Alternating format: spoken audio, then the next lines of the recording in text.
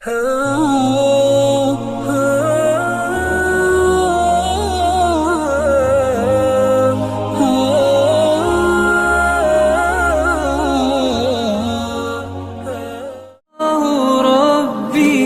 والإسلام ديني ومحمدا رسول. أعوذ بالله من الشيطان الرجيم. بسم الله الرحمن الرحيم.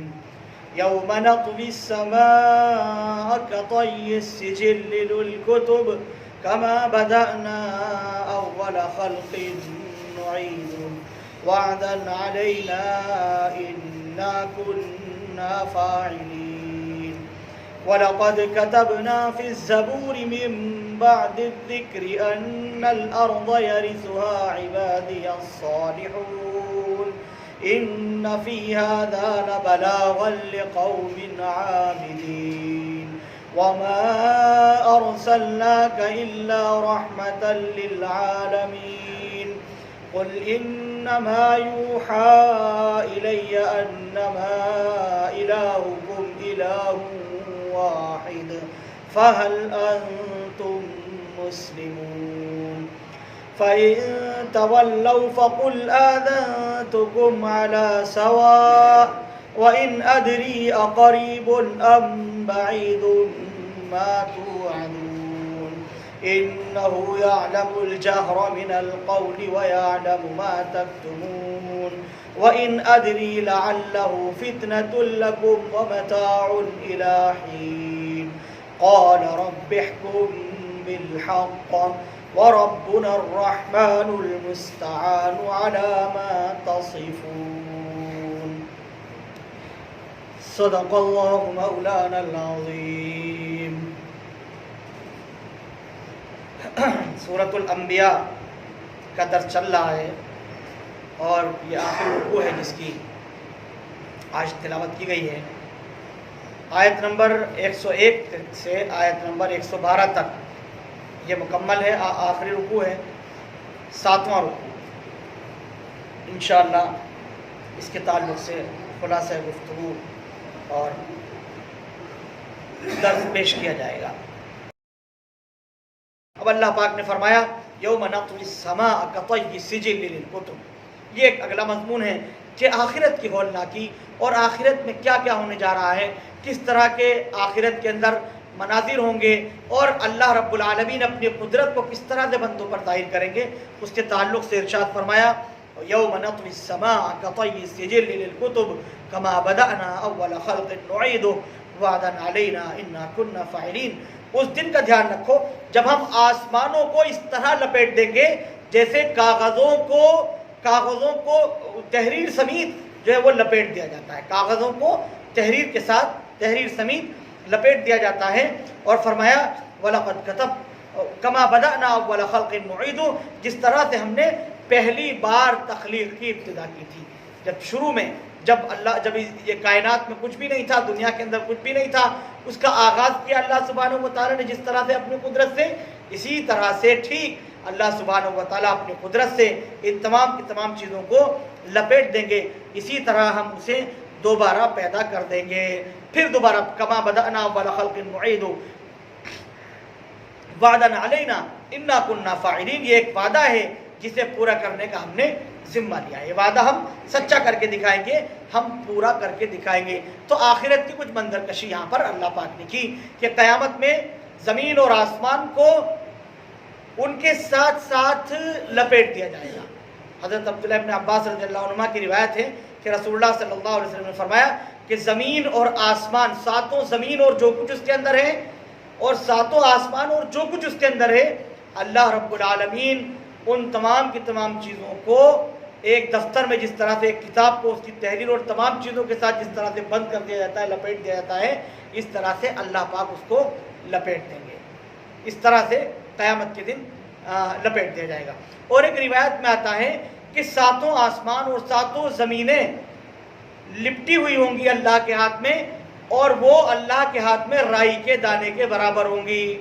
زمین، ساتوں زمینیں، ساتوں آسمان، اور اس میں اول و آخر جتنی بھی چیزیں ہیں وہ ساری کی ساری اللہ رب العالمین کے ہاتھ میں ہوں گی اور رائی کے دانے کے برابر. कैसी कुदरत है अल्लाह पाक की, कैसा बड़ा है अल्लाह सुब्हानहू व तआला, कैसे उसने अपना तारुफ कराया, किस तरह से उसने अपनी कुदरत के बारे में इसके अंदर जिक्र किया है कि हम लपेट देंगे तमाम की तमाम चीज़ों को।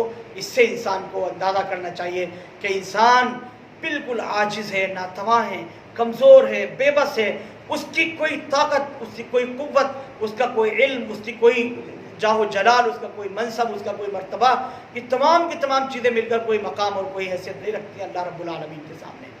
इंसान बेहैसियत और बेवकत है, इसको जो कुछ भी आता हुआ है वो अल्लाह की जानिब से आता हुआ है। ये किस चीज़ पर इतराता है, ये किस चीज़ पर अकड़ता है, किस चीज़ पर बनता है, इंसान को ये चीज़ें रवा नहीं। इंसान को चाहिए कि वो अल्लाह की तरफ अपने मामलात को फेरे, वो अल्लाह की तरफ अपने तमाम के तमाम मामलात को लौटाए कि असल ज़ात करने वाली जो कुछ भी है वो अल्लाह रब्बुल आलमीन की ज़ात है, ये असल चीज़ है। और अल्लाह पाक ने ये भी फरमा दिया कि इसको हमने शुरू भी इसी तरह से किया था, तो ये हमारे लिए कोई मुश्किल काम नहीं है। और ये सब कुछ करना ये क्या है, हमें इसको दोबारा पैदा करना है, और ये अल्लाह रब्बुल आलमीन की तरफ से किया हुआ वादा है जो इसी तरह से होकर के रहेगा जिस तरह से कुरान करीम में अल्लाह पाक ने जिक्र फरमा दिया है। इस पर यकीन लाना चाहिए, इस पर एतबार करना चाहिए कि ये बातें इसी तरह से हक होनी हैं और सच्ची साबित होने वाली हैं। वलक़द कतबना फ़ी ज़बूरि मिन बअदि ज़िक्रि अन्नल अर्ज़ यरिसुहा इबादी अस्सालिहून, और हमने ज़बूर में नसीहत के बाद ये लिख दिया था कि ज़मीन के वारिस हमारे नेक बंदे ही बनने वाले हैं।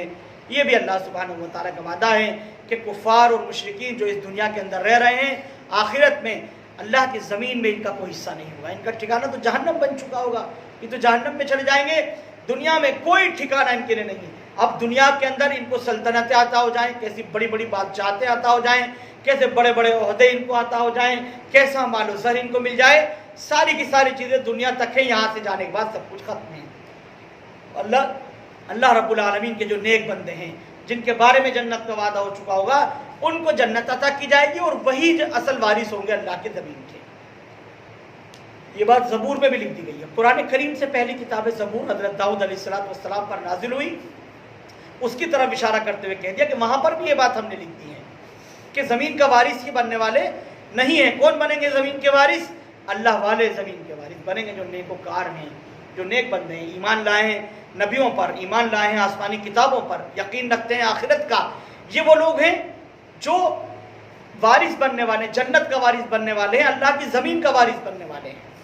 ये लोग हैं जो बाकी रहेंगे और जिनके बारे में अल्लाह सुब्हानहू व तआला फरमाता है कि अन्नल अर्ज़ यरिसुहा इबादी अस्सालिहून, मेरे नेक बंदे इसके वारिस बनने वाले हैं।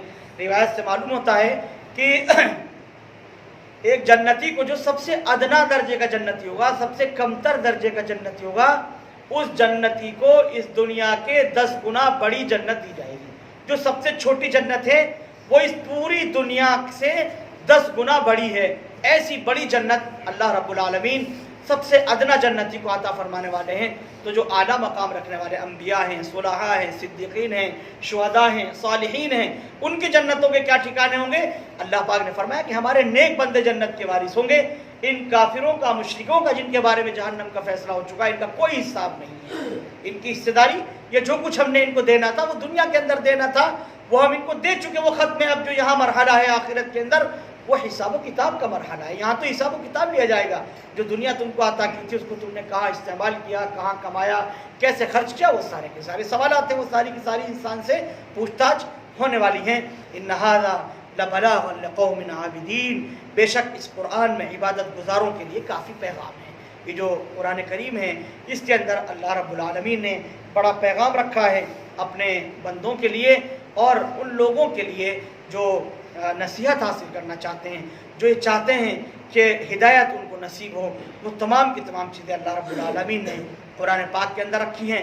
उसको चाहिए कि कुरान करीम के अंदर गौर व फिक्र करें, तदब्बुर करें और उसकी तिलावत करें, उसको समझें। ये उनके लिए अल्लाह सुब्हानहू व तआला ने रखा है। बेशक इस कुरान में इबादत गुजारों के लिए काफ़ी पैगाम है।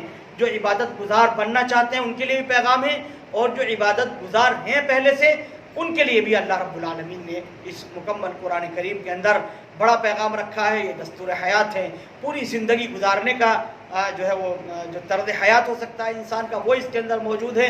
اللہ کی رضا اور خوشنودی قرآن کریم کے اندر موجود ہے. اللہ کی ناراضگی, اس کے اسباب اور ذرائع, اس کے نقصانات, وہ ساری کی ساری چیزیں قرآن کریم کے اندر موجود ہیں. جو چاہیں وہ قرآن کریم سے اس طور پر سبق حاصل کر سکتے ہیں, اور سبق حاصل کرنا چاہیے, اس لیے کہ قرآن کریم جو ہے وہ ہر انسان کے لیے ہے. ہر انسان قرآن کریم کو قرآن کریم ہر انسان کی ضرورت ہے. اللہ پاک نے انسانوں کی ہدایت ہی کے لیے قرآن کریم کو دنیا کے اندر نازل فرمایا ہے. آیت نمبر 106 تک آج درس ہوا ہے, وقت مکمل ہو چکا ہے. انشاءاللہ اگلی آیات کے تعلق سے مطالعہ کل پیش کیا جائے گا. بارک اللہ لنا و لکم فی القرآن العظیم ونفعنا و ایاکم بالآیات والذکر الحکیم. Thank you for watching Mufti Ashik Phulati.